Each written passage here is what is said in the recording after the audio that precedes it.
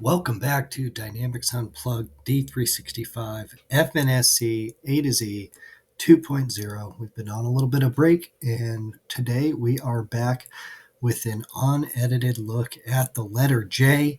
J is for job scheduling in D365 Finance and Supply Chain Management. So to get us started, we're going to ask Copilot about job scheduling and what job scheduling is. And then we'll get into a little bit of a demo and we'll talk about more specifics.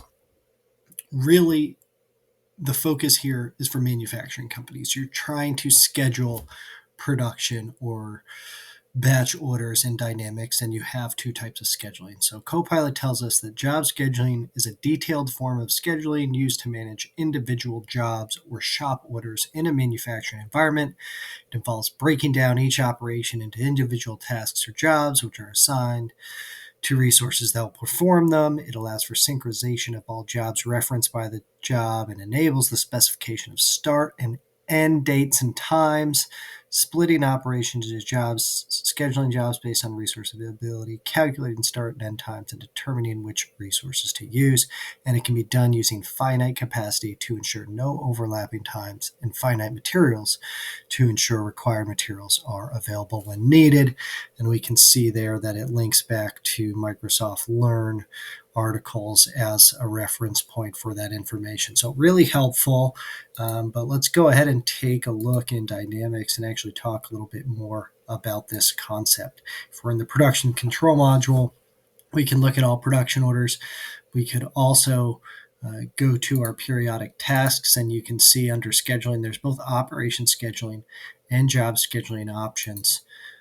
If I click now on all production orders and we go to a discrete order and I go to the scheduled tab, I can see I also have schedule operations and scheduled jobs. So the main difference there can be highlighted by really looking at a production route. A production route exemplifies the activities or tasks required for a production order to be done. So in my example here for my fake beer, I am performing operations in sequence of brewing, fermenting, and filtering. With operation scheduling, I am taking the total time of each of those operations and scheduling them against a set of resources, not a specific resources. With job scheduling, I would actually be looking at this specific operation and I'd be breaking down these times into individual jobs. So if this production route operation had setup time and run time and queue time or transit time, those would be individual jobs. The setup job is different from the runtime of this route operation. You can see here it's also assigned to a resource group where I might have several machines or work centers that are applicable that this job can be run on. Operation scheduling just needs availability of that entire resource group. With job scheduling, we are scheduling against a specific resource at the time of running job scheduling. So it's a lot more granular, and it's also going to give you these start times and end times. With operation scheduling, we'll get start and end dates. We won't necessarily get start and end times. With job scheduling, we are actually looking at the specific availability in the working time calendar and coming up with discrete start and end times rather than just generically the start and end date. So we'll go ahead, we'll go back to this production order. We can click job scheduling. Whether I'm using job or operation scheduling, I will have the same parameters available to me here to run. What job scheduling direction am I going from? There's a lot of options here. There's a few that are most common. Forward from today, find the earliest available capacity and schedule this job to start then. Forward from planned start or scheduling date.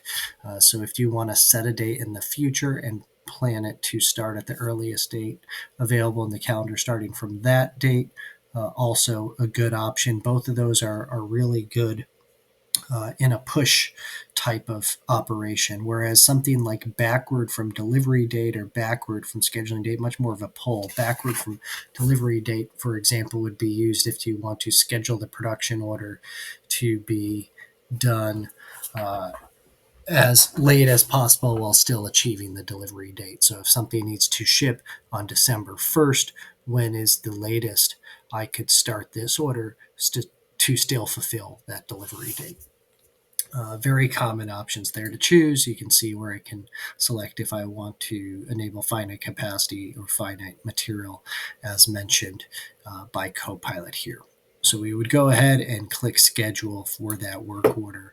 Since mine is already in a status of scheduled, I won't reschedule it, but what we can show you is the difference with a couple of different things when you use job scheduling versus using the operation scheduling. So if I go to for example, here with my production details, I should be able to go to all jobs, and I can see here, even though I have 3 operations, I have 4 jobs because operation 20 on the ferment step did have setup time, and that is its own unique job ID, even though it is the same operation as the runtime for the ferment step.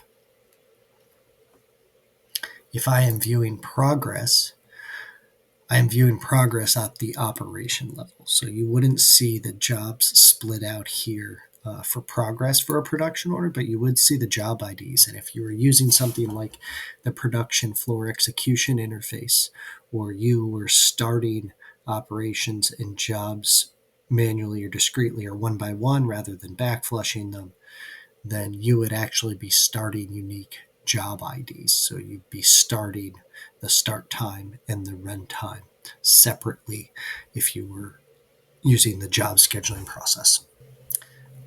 And that's it. That's a quick view at the letter J for job scheduling in D365 F&SC AtoZ 2.0. See you next time.